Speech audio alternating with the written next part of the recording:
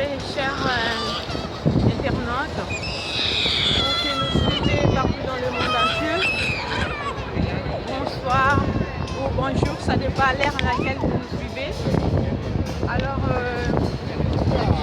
je suis ici, moi, votre bien-aimé Madi Baketola. Je vous présente cette émission en direct de Sentinelle TV. Je vous signale qu'ici, on est à Paris, plus précisément ici à Tour Eiffel, où nous allons réaliser notre mission. Nous allons vous parler encore et encore une fois. Je m'excuse beaucoup parce que cette émission doit se dérouler en bilingue. Donc, c'est-à-dire que nous sommes des Congolais. On doit parler, je m'excuse vraiment, ça j'ai soumis, que nous allons parler à notre dialecte, donc notre langue nationale, que le lingala. Et ensuite, nous allons parler en français un tout petit peu parce que nous sommes en France ou à diaspora. Et nous savons tous que c'est pas tout le monde qui comprend les lingala. C'est pour ça que ça serait un peu bilingue. Donc je suis ici avec le messager Proverbe 30. On est ici en direct vraiment de Paris. Je vous signale qu'ici c'est chaud. Il fait tellement très froid qu'on tremble, mais par sacrifice pour vous, parce qu'on vous aime beaucoup. C'est pour ça qu'on veut toujours vous donner des nouvelles. Donc je vous dis bonjour, bon après-midi, le messager. Bonjour. Bon après-midi. Oui. En tout cas, mon papa Sika. Ils ont continué à souffler mon papa Sika, et ils ont soufflé toujours ici à Paris. Donc, malgré qu'il fait très froid, mais na courage wana oza nango, na souci wana ya komema ba peuple na yo tout na raisonnement, komema bango na soulèvement, ko se battre pour na lukela bango ba nouvelles, ba information pour na tenir bango informés. Et puis aussi qui bango pété na molimo ozo continue toujours. Vraiment très encourageant. Merci. Malgré qu'il fait très froid. Mais de ma part, j'aimerais savoir depuis que normalement ça fait longtemps que Batumingi ceux qui baillent à Ouan, Namboko Toyebi, chanson est à mon compte, Toyebi qui va serviteur et bien ceux qui baillent na mboka ya poto to baye na mboka occidentaux, artistes, serviteurs de Dieu, on va dire comme yo, mais tu remarqué que perdre spiritualité, l'air savoir. Donc mais yo toujours remarqué que osa toujours les andéni bien secret les années pour continuer toujours na spiritualité wana. Bon, secret na bandi kolobango bandakala, secret ali mosusu te ezali kozala adorateur ya nkolo Yesu. Soki okomi adorateur ya nkolo Yesu, et lui il viendra pour te révéler des choses cachées parce que Dieu ne cherche que les adorateurs en esprit et en vérité. Actuellement il y en a rares, mais le peu qui l'entoure, il déverse sur eux l'onction surnaturelle qui leur donne des révélations, qui leur donne la facilité de faire l'œuvre de Dieu et de continuer à se persévérer dans la foi et en gardant la sainteté et en ne cherchant pas à s'essuyer les corps. Voilà, c'est comme ce Zate, comme adorateur en colo, au Koko Tanakati va secret. Mais nga na yo kaka trop bato ebele pe yo kaka pe bazolanda yo place bazali que poto plus précisément et place yo ozali ovandaka na wa que poto ezali cimetière ya artiste ou bien serviteur de Dieu pour bosser ressources mingi te par rapport à ba préoccupation oyo eza awa. Mais tant yo zo ba spiritualité, oui, spiritualité eza partout, mais awa eza neti bayaka ko enterrer bino. Bakoya ko enterrer mutu oyo azali à perdre contact ne na Nzambe. Sous inspiration dans Congoté, Dieu se manifeste partout. Yango moninga naza contre bato sori bato balongwaka bayoki lukanzambe na Israël. Nzambe alobi so ozoluka Nzambe kota na chambre kondela Nzambe ko se manifester. Alors lelo oyo bato oyo bazoluka Nzambe nde baza na ba problème wana. mais na koluka nzambe na baisrael na bana motu oyo akoti na intimité na nzambe azali motu oyo nzambe akorevele makambo nyonso tu akobanda koloba makambo ya sika mpe akotikala toujours na contact na nzambe mpe akobanda kobimisa bavolonté ya nzambe na oyo nzambe atindi. Oui, mais messager na lien mosusu okende mpe baisrael bajerusalem place nyonso yesu alekaki eza mpe mabe te non ekokoma mabe soki okoluka nzambe soki oke soki ozwa bateme et pourtant soki babatisa yo na mboka na yo na n'importe quelle rivière oza so na ntina okende na jourdain te mais soki lelo bato bakomi okende soki ozwa bateme bato bakomi okende luka so yesu na israel wana ekomi péché mais soki oke comme touriste soki oke comme visiteur oke mpo okutana na bisika yesu atambolaki osala rencontre personnelle ovivre histoire ya bible c'est pas un péché mais sokoma péché so bakomisi yango doctrine pour le moment bazorançonne bato ba 1500 euros ba 3000 euros ba 4000 euros mpo bakende komisa bango pire olie bakutisanisa bango na nzambe bazokotisa bango baframason bazokomisa bango na monde de ténèbres eza biloko biso toyebi yango tozodénonce mais soki moto alobi ake lokola touriste kokutana na nzambe c'est pas un péché. Mais lisusu parce que namonaki bandeko oyo bazokende oyebi ke israel par exemple ezali mboka mosusu par exemple moto oyo avandaka na mboka na yo to awa na france donc mboka no c'est-à-dire na londres na angleterre mpo akende na israel ezosenga ye bafrais moto so basengi ye 1500 1000 euros ou bien 1500 mpona bafrais et puis na baséjour na ye je vois pas où na biti nini soki moto azokende na cadre ya tourisme personnel c'est bien mais soki bokomisi yango boforce bango bofaire croire bango ke il faut bafuta voyage wana bakende mpo bakekutana na nzambe c'est du manipulation mais soki moto aza na babien na ye parce que biso tu na étranger toyaki ya toyaki koluka na bapaster na bandimi toyaki kochercher nous sommes en train de chercher c'est-à-dire moto aza na bafacture afrique moto aza na bafacture ya ye moko ya ndako tu lui demandes encore d'ailleurs soki otali bacalcule yango tie déjà 1500 euros c'est déjà beaucoup c'est des escroqueries alors koforcer bango kofaire croire bango ke so toke na lourde be so toke na nini na Israël tokutana na nzambe so tokebo tokutana na nzambe c'est du escroquerie parce que bakokutana jamais na nzambe nzambe soko ndokutana na ye kota na chambre na yo luka ye na motema moko okutana mais par contre soki moto aza na barevenu na ye atiaki mbongo ne à côté alika abeta tour na Israël dans cadre ya tourisme eza malamu mais kosangisa 10 15 20 personnes et puis kaka basi na basi mpo leo bazokende na bango kuna bamosusu bazokouche na basi ya bato bamosusu bazosala n'importe quoi na basi ya bato mponi bamema mibali te. Donc moi je ne vois pas que ngai je crois pas nzambe aza na kati ya biloko wana te ke po bato bakutana fo bakutana na nzambe na Israël non nzambe aza partout même na tour Eiffel okokutana na nzambe mais vraie place okutana na nzambe ezali kota na chambre na yo kanga bondela Dieu viendra il descendra mais soko komi ko forcer bato basala bamiso bazokende wana parce que baforce bango azokende azomurmure azokende asali baéconomie aza na mbongo atiki bana na bacondition mabe kaka po akende Israël et l'air azozonga abiki te moi il y a des gens qui m'appellent des mamans qui m'appellent oyo baforçaka bango bakende bazongi bamoni eloko te bazaka na basituation s'empirer bakomi koluka so banzela mosusu alors pourquoi kofaire kokosa bato komanipuler bato ndenge wana donc soki moto alobiki akokende na Israël na idée na ye moko eza malamu mais ke église organiser bato ndenge tomoni lelo komi doctrine eloko nde totelemi yango je crois toleka na question mosusu wana tokoki kotelemela wana te bato oyo bazocontinue bacontinue mais ngai namoni ke ils sont dans les faux yango nalobi batika nzela wana eza mabe mais soki moto alingi asala rencontre personnelle ou bien visite na ye moko personnelle na Israël akende ozoleka na biso na question mosusu mais oyo donc yo mpe ozoloba te papa yo okende oloba te bato wana bato bape bana mikie te baza baforsa bango te baza ndenge olobi bamama batata baza bana mikie te bakomanipule bango juste comme babanda komanipule bon wana nga na répondre te mais puisque so na biso déjà que un pasteur oyo atelemi makambo euti epa nzambe te ayebisi bango ke tobotia bambongo tokende Israël bokokutana na nzambe bandimi basalani bakweyaka bapasteur bandimi bazokanisaka eza message moko euti epa nzambe or pasteur azoyebake voyage wana parfois ekute nango 1000 euros et que chaque moto azopesa 1500 1500 500 500 ekozala ye ya poche na ye eza déjà manipulation. Qu'est-ce qu'on appelle manipulation?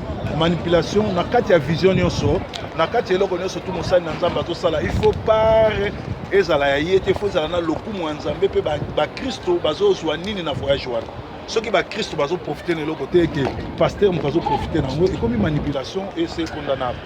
Ok, merci. Là, sauf que bandeko classe bozolanda biso baproduit ma réponse na bino ou bien l'homme de Dieu, le messager, a aussi pour répondre. Proverbe 30. Aux hommes en place la parole de connaissance ou la prophétie. Parce que batebele bakomi kobanga yo par rapport à la prophétie ou la parole de connaissance de l'Éternel. La plupart ya oyo lobaki oyo ezoloba ezosalema.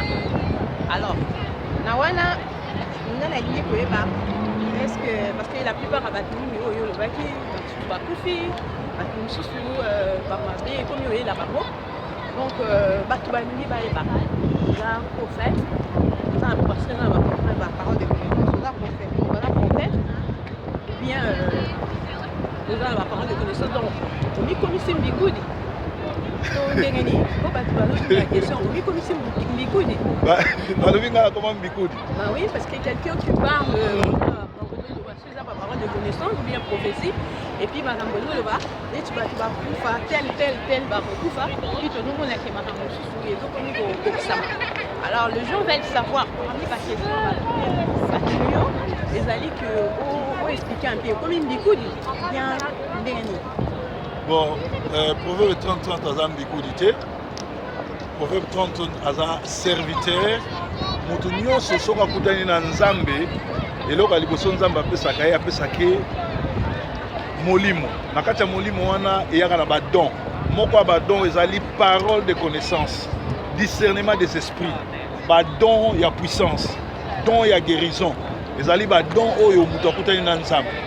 C'est mami bandeko bazotala nga cher internaute bandeko balandaka Sentinelle TV nakosa bino te ntango nazwa baptême mbala liboso nazwa baptême le nandimeli Yesu nazwi baptême le nadindi na mai ya mokali molimo na nzambe ekitelaki nga nazali kosambela na KDC na masina na kulumba pembe na ndako na biso Saint-Esprit ekitelaki nga ekomi korevele nga makambo bato bazali na KDC ya masina quartier 2 bakoyebisa bino nayaka koyebisa pasteur mukuna se akufa na frère Deli azalaki pasteur adjoint que frère Deli nzambe atanisaki nga aza pédophile azobima na ba jeune fille l'église et que pasteur atikaki ndoki akenda koyebisa ye batiaki tembe balobi ke non omoni moto awuti poto badiambe bazali komela na bakwiti azalaki nango nde ezotinda ye asala bongo mais esitelaki un mois te sœur Deli agrosaki bana mibale na église wana mwana moko azalaki na 16 ans mosusu azalaki na 15 ans mpe pasteur mokendi lelo akufa avant kufa alekisi presque bamama église bato ebele l'histoire wana bato bayebi c'est-à-dire molimo na nzambe na kati na biso ezoyebisa biso makambo mpo na kokebisa bato bayamba Yesu lelo oyo makambo ebele tolobaki ezokokisama c'est pas que toba bambikudi mpo namoni mpe bato ebele bazobenga banotuna nga bavi na bango nalobaka na propre chef na ngate nalobaka par rapport à révélation c'est mami nde toza boye soki Yesu ayebisi nga eloko te mpo na yo nakoloba na nga eloko moko te mais soki Yesu alobeli nga nakoloba soki nzambe alobelaki nga mingi par rapport ya baartiste ya Congo na partie ya liwa ya King Kester Menea c'est parce que naza moko ya équipe wana naza moko ya fruit wana naza na histoire monene ezala na King Kester Menea ezala na Papa Wemba na Nyarkos na Titi Levalois na Dini Kinwani na musique congolaise na jouer pe moi rôle monene na musique c'est normal que nzambe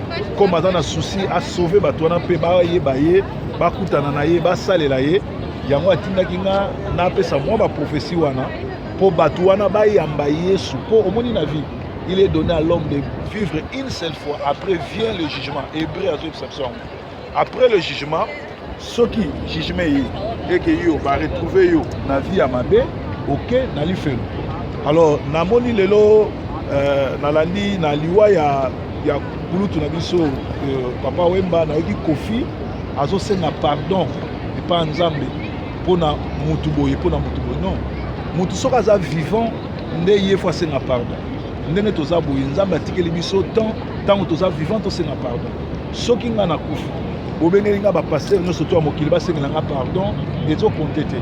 Alors cela prouve que baparole ya prophète ezoprouve ke bapaster bazoleka ebele na tv na bainternaute na bani balandaka biso te basakanaka. Or biso bapaster tozoya kosala bablage te, tozoya mpe kofinga bato te, mais tozoya na souci ya kosauve bato bazwa biso moins sérieux balanda mateya na biso bapesa bomoi na bango epa nzambe ele baza vivant ekozala malamu. Donc voilà. mosali na nzambe proverbe likambo uti koloba oyo ya ndeko na biso ya na biso aussi. Qu'est-ce que ça a à voir avec Makambo Oyo, il y a prophétie, les pardons, parce que lui, il ne pouvait pas s'imaginer que son frère, le Papa Wemba, que son âme repose en paix, la Sagali, à côté, pour pouvoir voter quelque chose, les lots. Pour que nous soyons à Karaïté, il doit en avoir un problème. Mais ceux qui n'ont pas de problème, tout notre grand-père qui est le Papa Wemba, il faut asenga pardon leur papa bazana bon mokoluka kobongisa Bible lobi to lala na kanda te déjà te que so mutu akufi na sima d'émotion okomi kosenga pardon mais mutu wana aza sute qui va te pardonner. Alors elingi koloba ke ntango toza vivant sœur na nga mami bandeko baolanda biso toluka kozala bien na bato toluka kozala na barankine te bato place bavandi mopepe koyi kosala makelele kozala bokoyi koswana mais avant pokwa ekoya sengaka pardon luka kozala bien parce que soki yesu aye ki abengi moko na kati na bino yo koluka pardon ozwango soki mpo ndeko wana saki donc ezali ça. D'accord, bandeko na biso na sur bozolanda baréponse que mosali na nzambe azopesa mais à savoir que yo tie ozali nzambe limisanga papa na citoyen yo ozali mosali ya nzambe. Et puis, quand tu parles de moto na kanda, ala na kanda te. Au moins, tu as déjà la Bible. Mais Batoyo, Batunia se va faire ma Ebinzamé. Ningo le Biwan ou PC exemple pour la décollation. Batunia se va faire Ebinzamé, mais norme Zambé, bien norme, mais on n'est Bible, d'autant que tu vas t'envoyer la moitié. Mais quand toi tu donnes l'exemple, par exemple, là, na kanda, Batunia va voir que comme tu veux vivre éternel. Alors vivre pendant 100 ans, donc à attendre à cause de repentir, bien c'est la pardon. Question dans eux là que pour comprendre nati. Na lobi boy. Nzamba tinda ba pasteur po bo disitaka na bango te. Nzamba tinda ba pasteur po bo sala ka polémique na bango te. Ba pasteur bazoteya bino fo yo ka bo appliquer. Soki ba pasteur oyo bateya ka lelo oyo bazoleka na TV na internet na wapi bazoloba sur le tout et surtout bazo prêcher sorte nyonso to bapasteur baali parce que bino bolobaka bapasteur ya mabe baali ya bien mpe baali neti na Sentinelle TV toparlaka sur le pardon sur nyonso. Alors mwana na nzambe mondimi na nzambe il faut sani il faut alanda kamateya oyo ezoleka na refa bapasteur soki balobi pardon senga pardon soki balobi bolingo lakisa bolingo. Alors soki bango bazolanda bapasteur bazolanda makambo biso tolobaka bakozala so na baproblème oyo baza nango te bakoleka susu te na kosala berere ke ya kozela soki moto akufi obandi koluka bose pardonner tout et tout et tout. C'est-à-dire baconflit nyonso ya bana mibali ezali conflit mais faut koluka koshiri yango ntango bato baza vivant. yango nalobi mateya lere ezobima na babible wana na Kinshasa bachaîne ya télévision eza ebele bainternet eyali lelo bazolobela makambo ya nzambe faut bato baaplikaka parole. Il faut balukaka pe batiaka parole wana na parole bazwaka côté polémique te se conformer na parole ekozala bien mingi mpona bango. Merci bandeko na biso nde bolandi biso na soki bocomprendre mo na nzambe auti korépondre na baquestion wana place bozali mais baprophétie na yo proverbe eza ya nzambe vraiment parce que comme moto oloba awa moto nyonso abenga maneka ya nzambe abandaka bien bakenda kosuka soki wapi toyebi te mais yo vraiment obandeki na nzambe ozokende na nzambe tozosusa mpe na nzambe wana yo mokusananga chez toi yo kaka moto oyebi mais parce que toyebi mpe ke bato balingi batuneke so bayeba eske baprophétie na yo wana oyo olobaka eza vraiment ya nzambe po bato ebele mpe babike ntala amoni alobaka tout le temps kutu baya bato bandundu et surtout bayanzi na bapende bazala na mwa babiloko na bango. Est-ce que azwa mwa babiloko te yango akoma koyeba makambo ya bato ekoma prophétie? Bon, nga na répondre yango te. Misala balobi bakoyeba moto ya solo na lokuta na misala na ye. Soki misala na nga bazomona yango eza ya bapende likambo te bayaka te. Mais soki bamoni ke eza nzambe moto azoloba bayebaka nzambe azokontinue kovisite mboka na ye. Ngai nasimbakisi te namosimbakisi te eza na ntina te mpo namoni bato oyo natamboli na King Kester Menea, natambola na producer Papa Wenga na Kingasani na mboka ebele, na producer Wenge El Paris na ntango oyo bazoboma Marie Paul azoboma Wenge 4x4 nga nazalaki producteur nango botuna Embongo Luambo mwana Luambo et puis musicien nyonso to ya Kinshasa bakoyebisa bino namoni succès bato wana basali, namoni mpe ndenge basuki, namoni nyonso wana etindiki ngai nakola, etindiki ngai naluka ya nzambe nazala sérieux. Omonaka ese mami na mosala oyo ngai ya nzambe naza trop sérieux. Soki bato balukaka bapasteur basérieux, naza moko ya bapasteur sérieux mpe omonaka na respectaka air mpe na respectaka bato.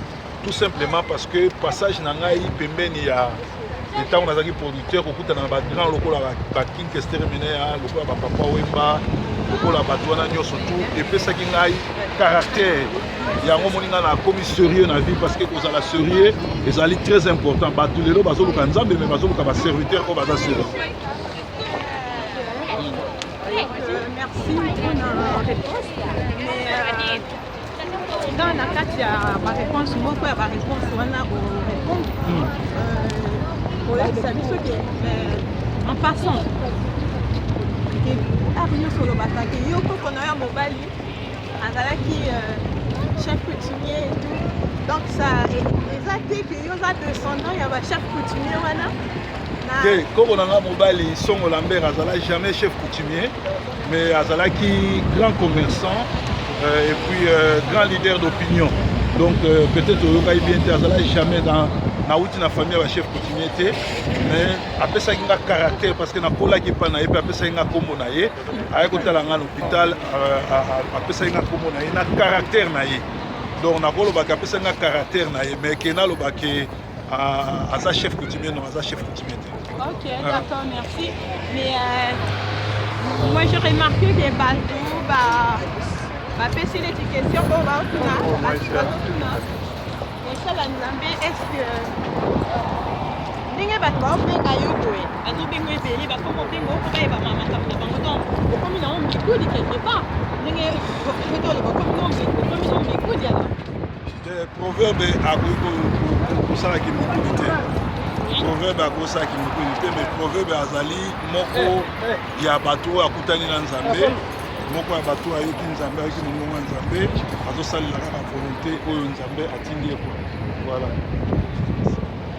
Et proverbe azala mikudi akozala mikudi te.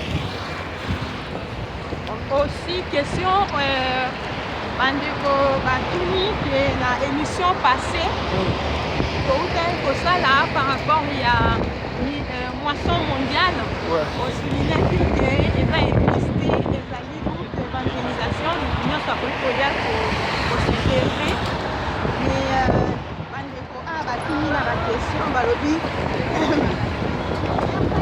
évangélisation une groupe d'évangélisation Sœur Mamie, d'évangélisation. C'est Mr. Gentleman, Americano? From Manchester. Yeah, Victory. Where are you from? How are you? Fine. Bulgaro. Where are you from? Bulgaro. Bulgaro. Oui. Buenos Aires. Yeah. Merci. C'est madame? Non, c'est ma soeur. Ma sister. Je reviens comme ça. Merci. Donc, vous comprenez que Bandeko, après Tour Eiffel, donc, touristes, baza à Ebélé, donc, pour divertir le monde, donc, pour qu'on puisse avoir moins de 5 mois. Donc, voilà, vous comprenez, ambiance est tellement, malgré ma ligne, les hommes à casse, ambiance est ma casse, donc, bon, question dans la Bandeko, et dans la qui bakozaki mpona tuna yo babino otuna ye groupe d'évangélisation eza nini parce que ntango ye azolobaki ye eza église te moto nyonso akowuta na église mais aye kosintégré mais un groupe d'évangélisation pour toi c'est quoi? Ben, groupe d'évangélisation ezali ndenge na baki mission mondiale la moisson mondiale ezali na ordre mondial en kolo Yesu Yesu Christ avant kende atikaki ordre mondial oyo ezali na Matthieu 28 18 à 19 tina 20 alobi allez faites de toutes les nations mes disciples les baptisant au nom de Jésus-Christ comme Seigneur et Sauveur. Donc groupe d'évangélisation ezali groupe ya bato oyo baza na souci mosusu te souci kaka moko ya ko gagner ces bateaux bakota na kati ya vision mondiale ya ko salela Jésus-Christ. Voilà oyo to benga groupe d'évangélisation yango.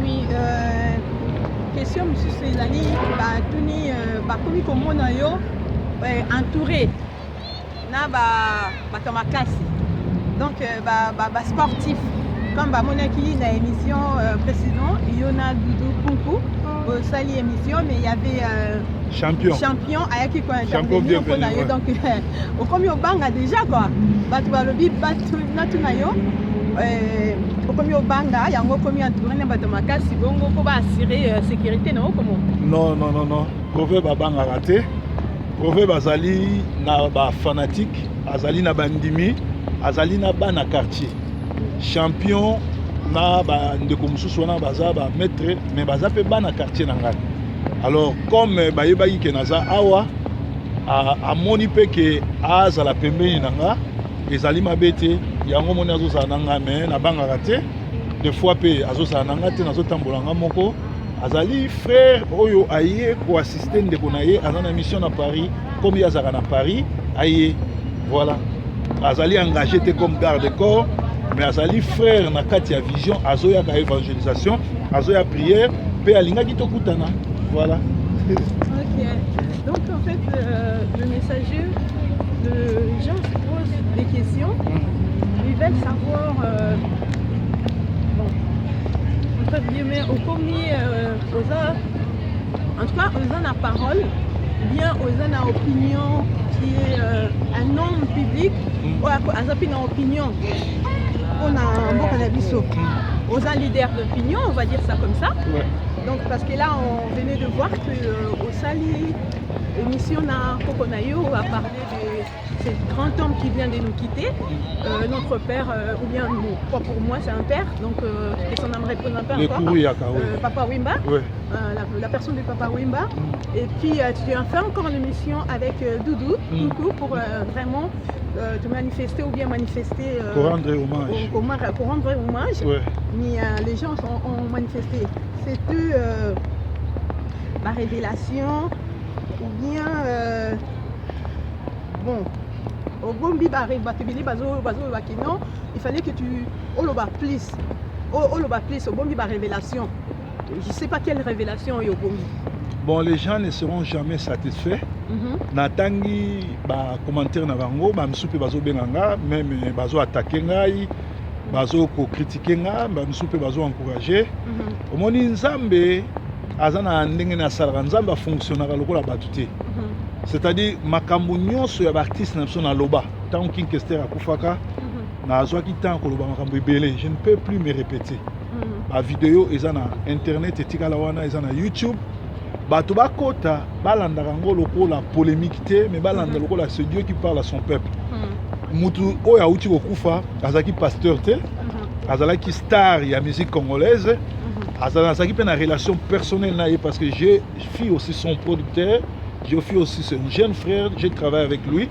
C'est-à-dire mutu oyo na travailler na ye na veka na ye na fanda na ye soka kufi eza toi na ngana rendre hommage. Mais l'air azaki vivant, alobaki déjà makambo surtout au Nzambe alobaki pona ye. Alors je ne vois pas que tango ya kufi na loba sou makambo susu. Tango muta kufi, on lui rend hommage na rana ye. Et je m'arrête là. Donc la même personne, ceux qui ont lobby malamu ba kumisi, ceux qui ont lobby obéissent sur la révélation, ba lingo crucifié yo. Donc nazo banga mutute, nazali sur un message musuté puis ngana lobaka par rapport à Nzambe. Liwa ya sœur wa kufaki Nzambe alingaki ko interpréter église, ko interpeller église pote ba aventurier basé belé l'église mais yé liwa na ye ezali liwa moko yé moko a prophétisaki ki akokufa sur la scène akokufa liboso ya public lo ye ayebaki likamni alobaki alors moto akufi ndenge azali kosouhaite biso to rendre ka hommage bao batikali bayamba Yesu bazala serie babipesa na mosala nzambe balandaka mateya mpe babongwama.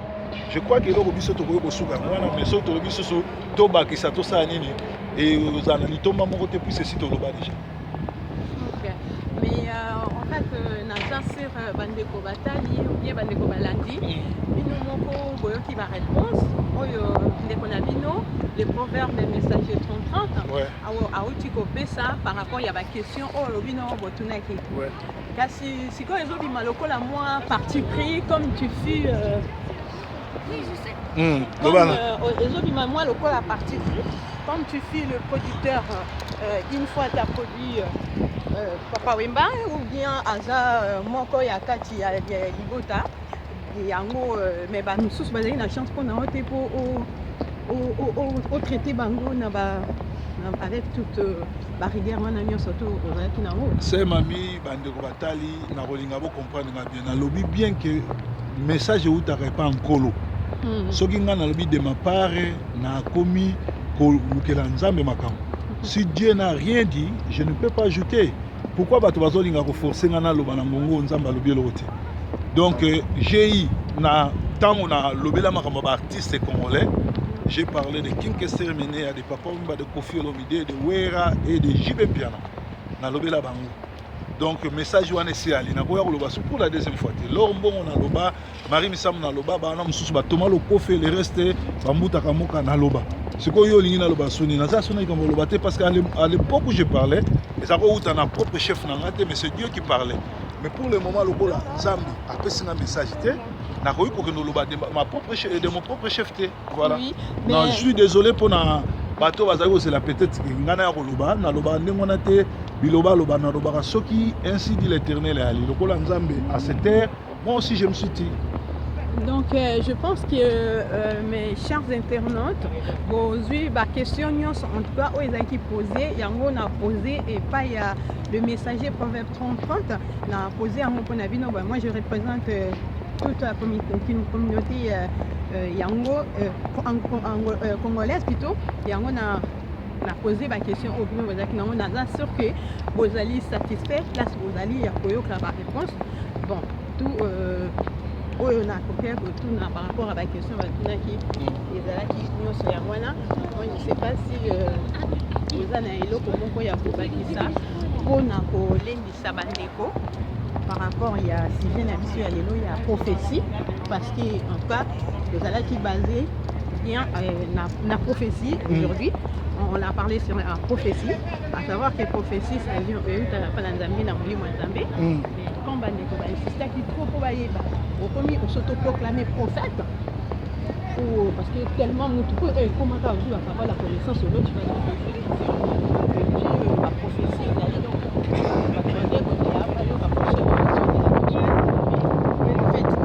mais yango wana natikeli yo maloba epa na yo moko soki oza na eloko moko aobrise encore par rapport ya sujet na biso ya lelo.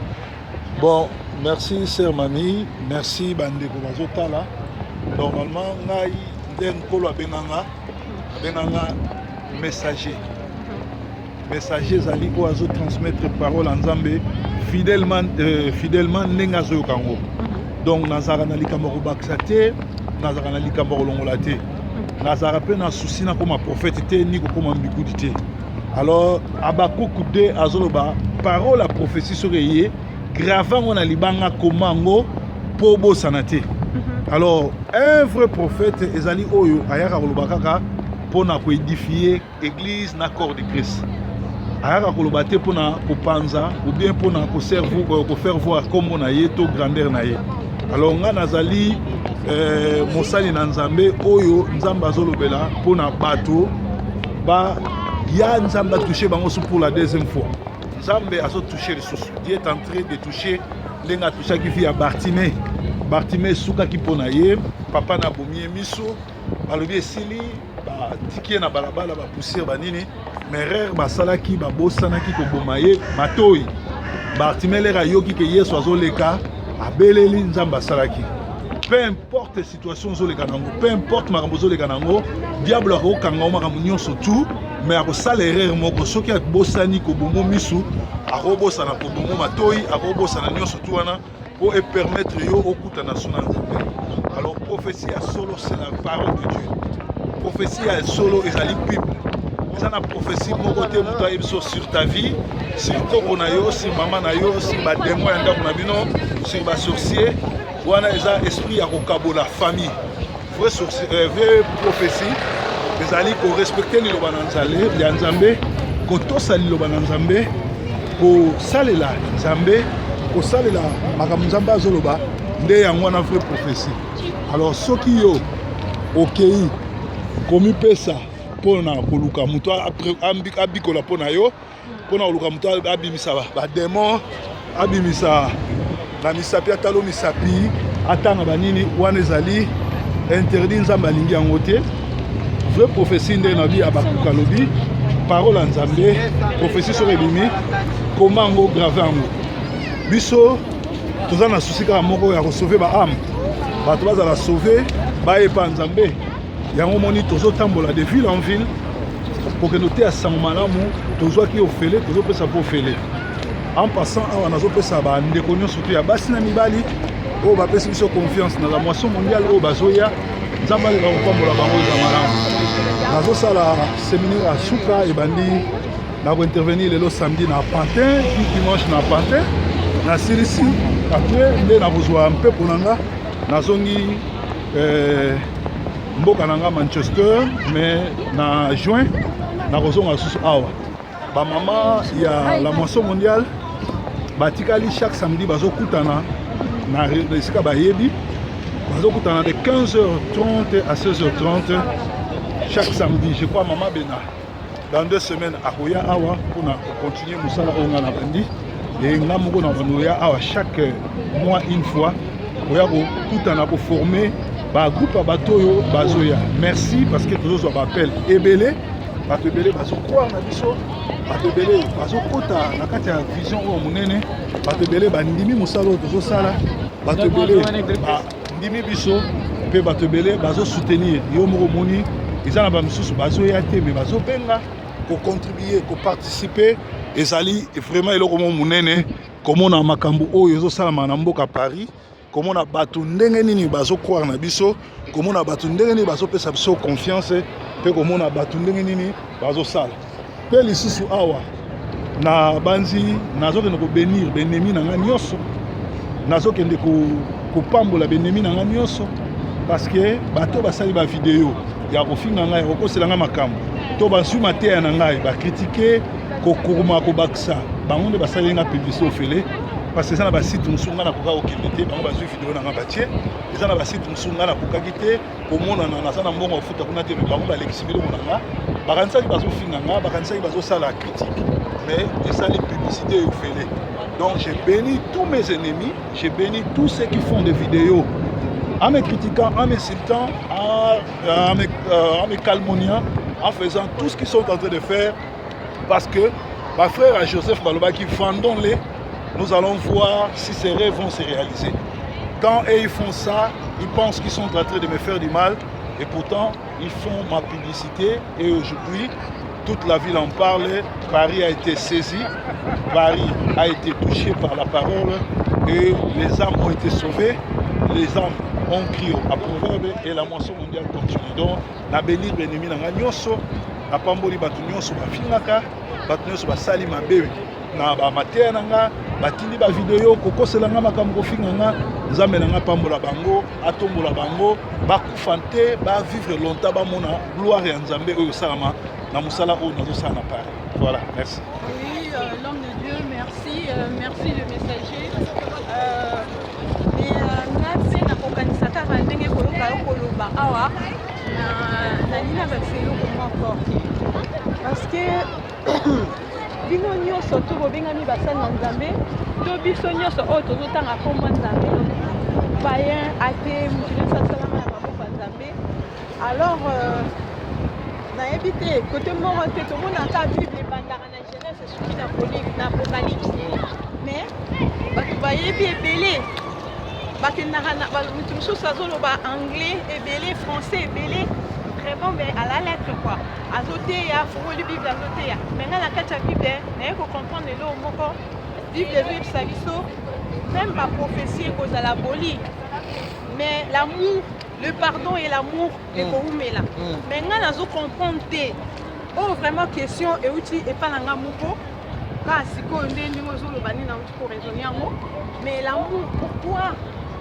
Amour fait wela na kaboye. Bitumbango neza musicien moko chrétien aza na mboka ya Point Noir ayemba. Na pesi mbote papa na nga côté azali lifoko disiala. Mais ayemba bitumbango ya nini? Bitumbango ya nini? Owelango ya nini? Owelango ya nini? Donc non non mon ati. Nino kaka basel na nzambe. Kaka bino moko kokosala na makambo kofinga na kochona. Comment voulez-vous que bandeko na biso baza na mokili oyo tozomona lelo tozokende prophétiser mpona bango nzambe alobaki boye nzambe alobaki boye mpona bino. Mais comment bakozala tenter bamona bino moko kobonda kowelana manque d'amour, manque de pardon, manque de communiquer ça pour conflater peu bato na nini bato boya koluka nini kuna parce que so bino moko ozana na makambo oyo bato oyo bato bozoteya bazolinga balongwa bakima epai bino bozali mais bino moko bozokoka te vraiment pour encadrer parce que là, Dieu c'est l'amour surtout que na Galate bible ezokoloba na biso na kati ya Galate que le fruit de l'esprit saint eza ba manga te et ba fruit eza avocat te oya saint esprit ba fruit wana eza ba papaye te eza ba goyave te ba fruit wana eza nango o toliaka te ba tondolo te tout ça ba mangoustan te. Le fruit de l'amour bien sûr c'est l'amour. Donc l'amour ne critique pas, je le dirai toujours et je le répéterai toujours. Parce que l'amour, un enfant de Dieu, on les reconnaît par ses propres fruits. Donc nambetu na yo bayebi omo na Nzambe à partir de ton. Donc nambetu na yo place ozo la mukambetu no kuto yeba déjà que oya zalaka ya Nzambe. Badra na yo ya pembe wana yeba déjà que oza ya Nzambe. Donc yeba yo ndengeni, ce que moni oza salité et otindo sokolango. Donc voilà l'amour na kati ndako na yo, na cuisine na yo, na salle de bain partout bayebi yo bandeko na yo oliaka na bango. Bayebi ko bakoko yeba comportement na yo eza ko mais bayebi ke oza muta bolingo. Oza mutu bayebi position na yo. Na quartier na yo place au vanda. Na bandeko. Oza na ndeni comportement yo ezaka ndeni. Mais yo wana wabenga o prophétesse, wabenga o prophète, wabenga o évangéliste, wabenga yo pasteur, wabenga na bakombo nyoso ba titre nyoso honorifique. Oh babenga biso, babenga bino. Mais moi je comprends pas. Dieu est amour. L'amour de Dieu, azosenga biso tozanana vraiment to s'unir, to sangana. L'amour est kanisela mutu mabete. Okanisi mais c'est bien aussi li mais après mona mutu solo la naye. Deni ni bino bozo se tyranner ba homme de Dieu. Pour peut ça va tout posa ndenge nini. Hein? L'amour c'est passion, amour est patient, amour est tempérant, amour est maîtrise de soi, et sa patience. L'amour c'est tout ça.